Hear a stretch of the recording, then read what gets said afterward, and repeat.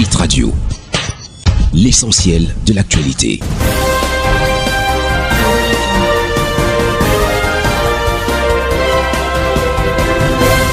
Ghislain Cougo.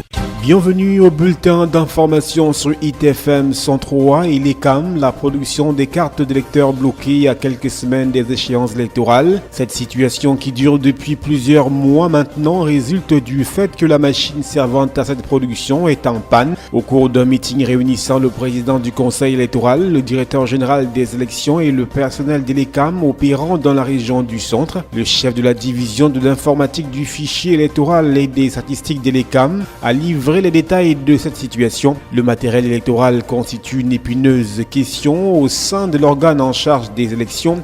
Au cours de la même réunion, le directeur général des élections, Eric Essoussé, a promis que tous les moyens seront mis en œuvre pour que le matériel nécessaire soit disponible le jour J. Aide aux réfugiés, le guichet IDEA 18 du groupe de la Banque mondiale destiné à l'appui et à la gestion des réfugiés et des personnes déplacées va mettre à la disposition du gouvernement camerounais une enveloppe globale de 130 millions de dollars, soit 73 milliards et demi de francs CFA. C'est ce qu'on a appris au cours d'une cérémonie organisée mardi dernier à Yaoundé, à la veille de la célébration de la Journée mondiale des réfugiés. Selon Elisabeth Hubbens, la directrice des opérations de la Banque mondiale au Cameroun, cet appui va permettre de financer 4 projets, tous destinés à l'amélioration des conditions de vie des réfugiés qui affluent au Cameroun depuis quelques années et dont le nombre ne cesse de croître substantiellement depuis 2014. Pour rappel, le Cameroun accueille à ce jour près de 360 000 réfugiés, dont la plupart se trouvent dans des zones frontalières rurales, fragiles, marginalisées et isolées. Parmi ces personnes, l'on retrouve principalement des Nigérians qui fuient les exactions de Boko Haram et les ressortissants centrafricains fuyant l'insécurité dans leur pays, laquelle insécurité est consécutive au renversement de l'ex-président François Bozizé en 2013. Le bulletin d'information se poursuit. L'État du Cameroun procède ce mercredi à une émission par voie d'adjudication de bons du Trésor assimilables d'un montant de 7 milliards de francs CFA sur le marché de la Communauté économique et monétaire de l'Afrique centrale, CEMAC, selon un communiqué du ministère des Finances. Avec une valeur nominale unitaire de 1 million de francs CFA, l'acquisition de ces titres dématérialisés se fera auprès de 16 spécialistes en valeur du Trésor du pays émetteur, mais aussi du Congo, du Gabon, de la Guinée équatoriale, de la République centrafricaine et du Tchad. Il convient de noter que les émissions de bons de trésor assimilables par l'État du Cameroun auprès du même marché connaissent un réel engouement auprès des souscripteurs depuis le début de l'année en cours. Les pluies font rage chez les producteurs. Les 4500 personnes qui vivent essentiellement de la production du miel blanc de Kou dans la région du nord-ouest du Cameroun sont dans le désarroi. Selon l'organisme non gouvernemental de protection dénommé Cameroon Gender and Environment Watch, basé à Oku, la production 2018 de ce miel labellisé dans le cadre du programme des indications géographiques de l'Organisation africaine de la propriété intellectuelle OAPI a chuté de 65%. À l'origine de cette baisse drastique de la production, l'organisme à but non lucratif met à l'index une saison des pluies précoces cette année.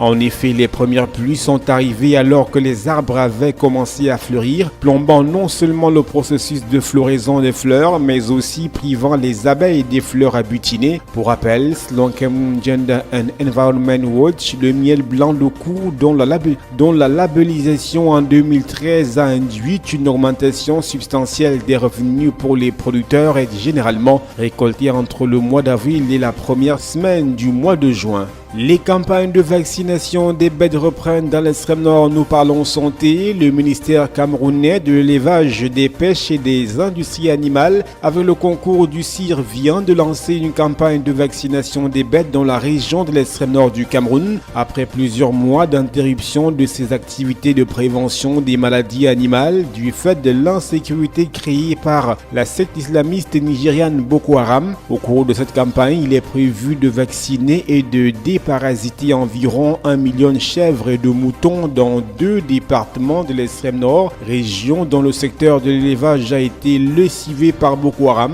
Pour rappel, selon un rapport du gouvernement camerounais entre 2012 et 2016, Boko Haram a fait perdre près de 90 milliards de francs CFA au secteur de l'élevage et des pêches. Ces pertes dans le secteur de l'élevage sont consécutives selon le rapport au vol, rap, tuerie d'animaux et tessira, aux maladies animales et à la baisse de la valeur commerciale des animaux.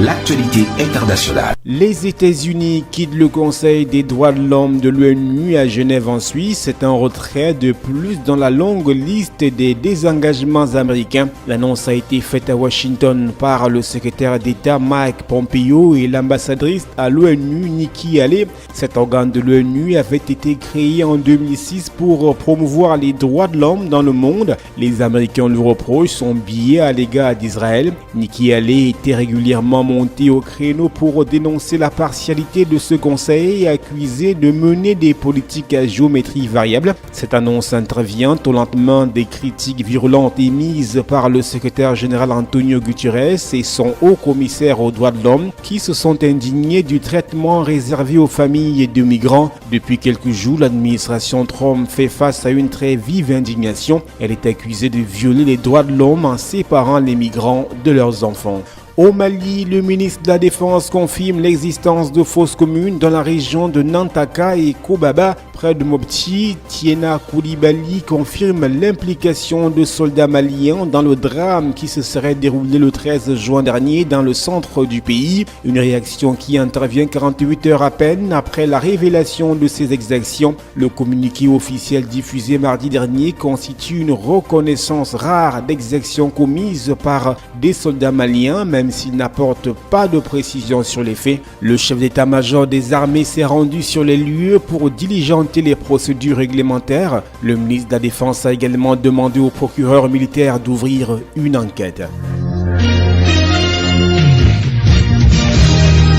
L'actualité au-delà de nos frontières se poursuit. Plus de 500 migrants secourus en Méditerranée. Le navire Dottioti des gardes-côtes italiens est arrivé mardi dernier au soir dans le port de Pozzallo dans le sud de la Sicile en Italie avec 522 migrants à son bord. Une dizaine de ces migrants très déshydratés dont 6 enfants, 3 femmes et un homme avaient auparavant été acheminés en priorité à Pozzallo et pris en charge par la Croix-Rouge italienne. Matteo Salvini, le ministre de l'Intérieur et nouvel homme fort de la politique italienne, a clairement fait savoir qu'il serait désormais impossible aux bateaux des ONG venant en aide aux migrants en difficulté au large de la Libye de débarquer leur cargaison humaine dans les ports italiens. Conformément à ces nouvelles directives, le navire humanitaire Aquarius avec 630 migrants à bord a été contraint de rester au large des côtes maltaises avant de faire route vers l'Espagne où il a accosté dimanche dernier après une semaine de mer.